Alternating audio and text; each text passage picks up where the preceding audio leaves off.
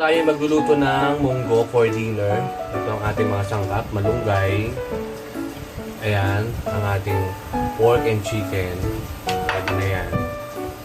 Ready natin. Tapos sibuyas, bawang, at siyempre yung ating munggo na pinakuluan.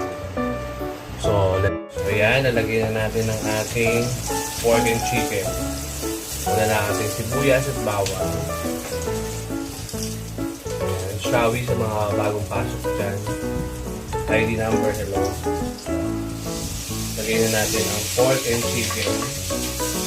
Ngayon guys, tayo maglalagay ng fish cake dito sa munggo. So, munggo is munggo twist. Meron tayong chicken, pork, tapos lagyan natin siya ng fish cake.